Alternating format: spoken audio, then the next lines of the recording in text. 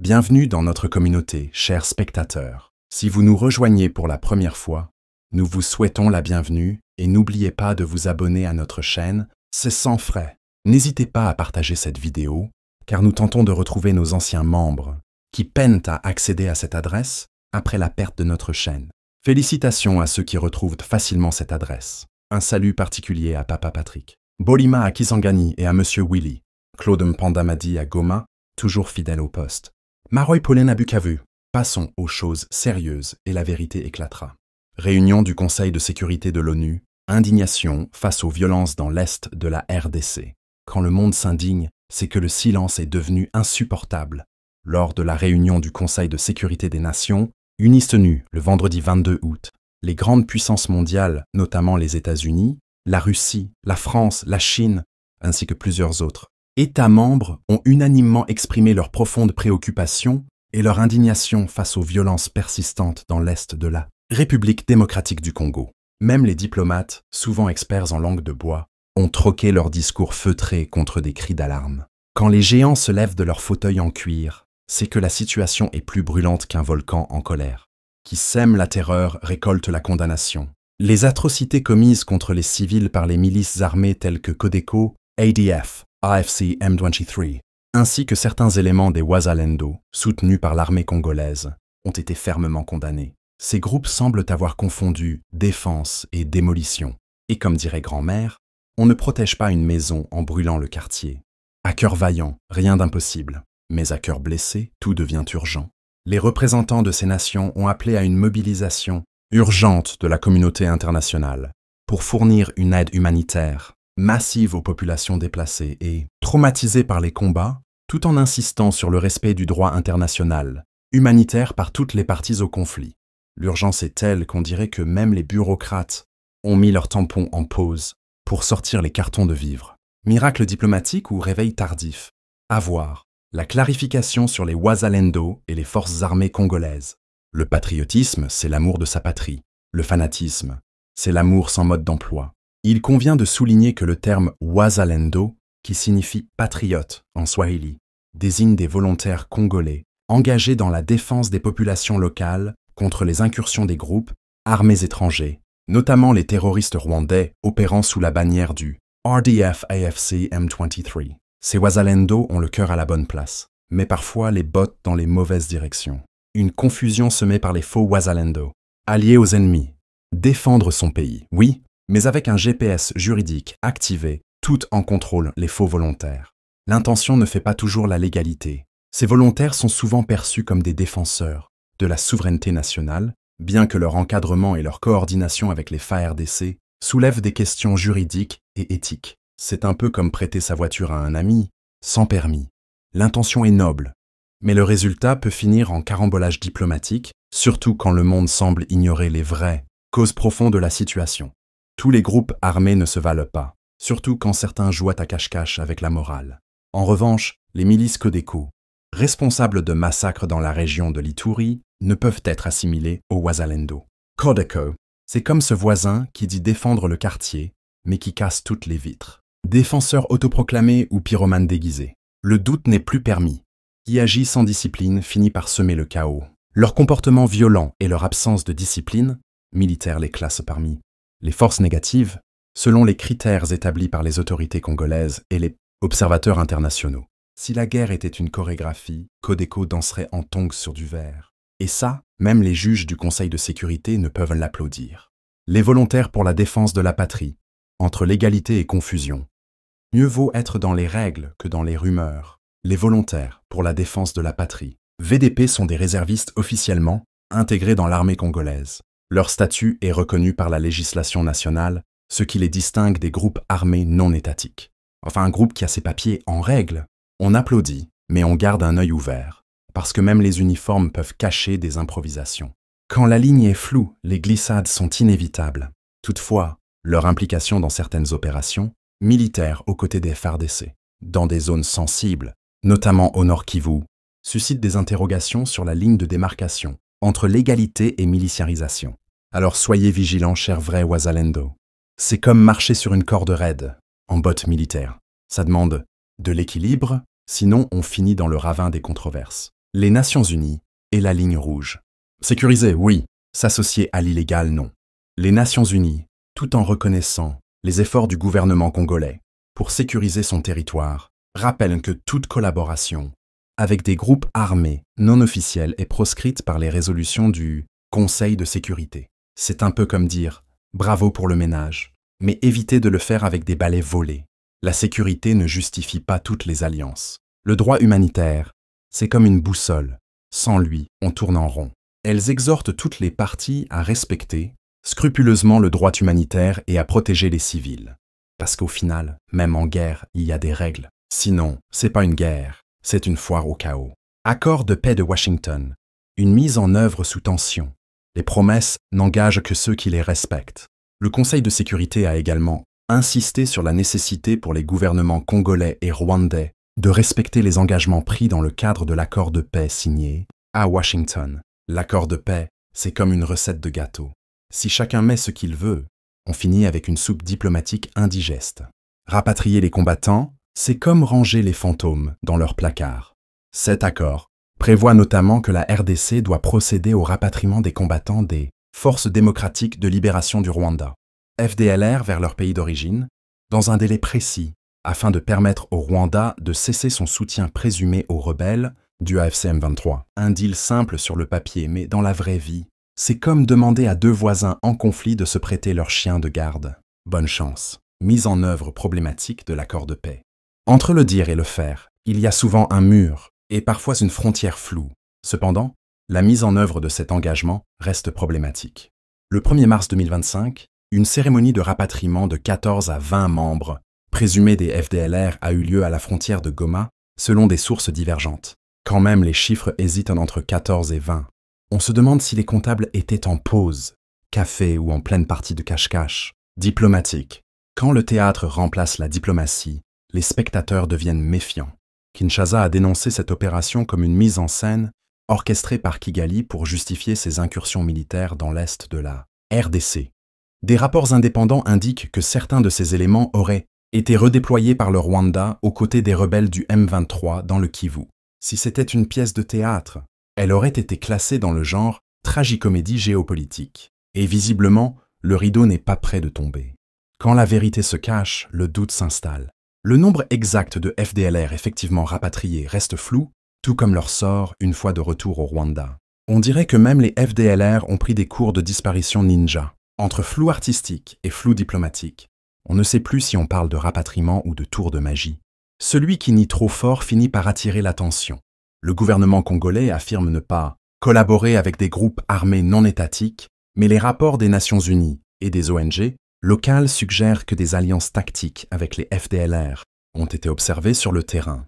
C'est comme dire « je ne mange pas de chocolat » tout en ayant du Nutella sur le menton.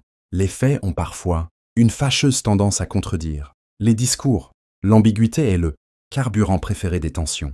Cette ambiguïté alimente les tensions diplomatiques et complique la mise en œuvre de l'accord de paix. À ce rythme, l'accord de paix va finir par demander un GPS pour retrouver son chemin, et peut-être un traducteur pour comprendre les intentions de chacun. Le rôle du Qatar et la résolution de 1773. Quand les voisins se disputent, parfois il faut un ami lointain pour calmer le jeu. Dans ce contexte complexe, les Nations Unies ont salué l'implication du Qatar en tant que médiateur dans les négociations entre Kinshasa et l'AFC M23. Le Qatar, en mode arbitre diplomatique, a sorti le sifflet et les cartons, mais espérons qu'il n'oublie pas le ballon de la paix. Une déclaration de principe, c'est bien. Une application de principe, c'est mieux. La signature de la déclaration des principes à Doha marque une étape importante vers un règlement politique du conflit. L'ONU s'est engagée à soutenir le processus de Doha jusqu'à la conclusion d'un accord global. C'est comme poser les fondations d'une maison. C'est encourageant, mais on attend toujours les murs, le toit et surtout la porte blindée contre les rebelles. Une résolution sans action, c'est comme un parapluie sans toile. Ça ne protège personne. Par ailleurs, la résolution 2773 du Conseil de sécurité, adoptée en 2024, reste un cadre de référence pour la stabilisation de la région. Elle appelle à la cessation des hostilités, à la protection des civils et à la mise en place de mécanismes de vérification des engagements pris par les parties. En gros, c'est le manuel d'instruction que tout le monde lit, mais que certains utilisent comme cale pour leur chaise bancale. Espérons qu'il serve enfin à construire quelque chose de solide. Suivons quelques interventions des membres de Nations Unies. De la RDC et du Rwanda. Depuis la fin du mois de juin, nous avons avec optimisme suivi les progrès des efforts diplomatiques internationaux visant à régler la crise dans l'est de la RDC. Toutefois, la réalité nous l'a démontré. Ce conflit armé de longue date, impliquant de nombreux groupes armés illégaux et d'acteurs extérieur dispose de sa propre dynamique qu'il est difficile d'inverser. Nous déplorons que malgré les résultats positifs obtenus lors des négociations à Washington et à Doha, les menaces qui pèsent sur les civils congolais perdurent. Que du contraire, dans l'est de la RDC, on constate une véritable dégradation de la situation sécuritaire. Comme nous le savons, ces derniers mois, des attaques violentes des M23 et des ADF ont fait des centaines de victimes civiles.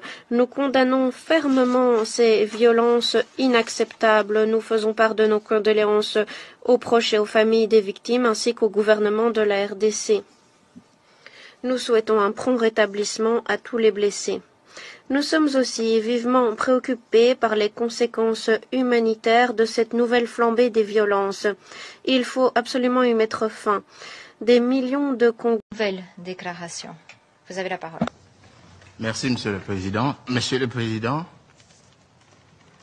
le 21 février 2025, lorsque le Conseil de sécurité s'est réuni dans cette salle, pour adopter sa résolution 2773, l'atmosphère qui s'est dégagée de cette salle suggérait que le Conseil de sécurité se réservait le droit de revenir ici, évaluer le degré de la mise en œuvre de sa résolution 2773 et prendrait des mesures conséquentes en cas de non-exécution des obligations par l'une des parties.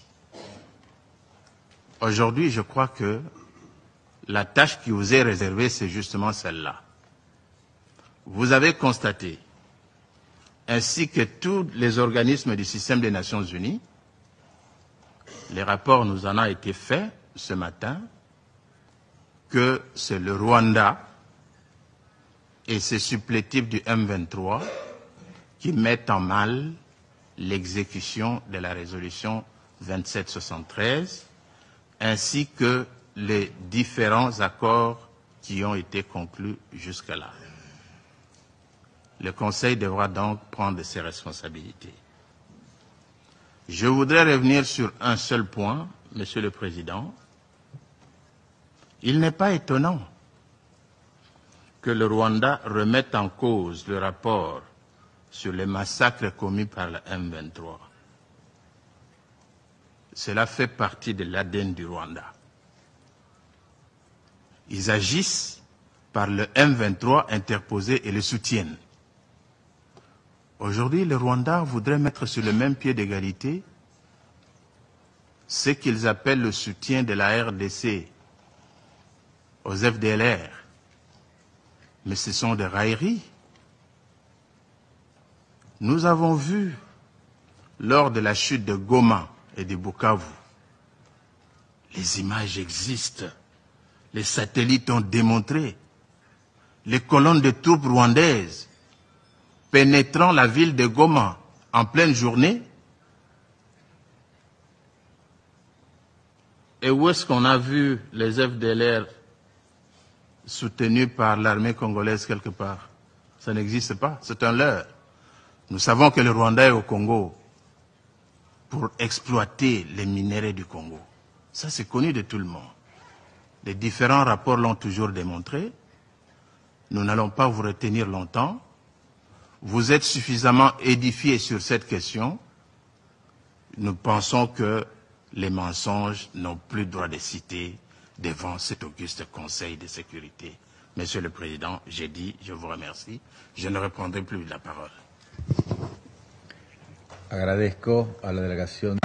Je remercie le représentant de la République démocratique du Congo. D'abord remercier la sous-secrétaire générale, Mme Martha Pobi, pour ses remarques, ainsi que les États-Unis d'avoir demandé cette réunion. Comme cela a été relevé par les Nations Unies, nous sommes confrontés, une nouvelle fois, à une dégradation très préoccupante de la situation sécuritaire dans l'Est de la République démocratique du Congo.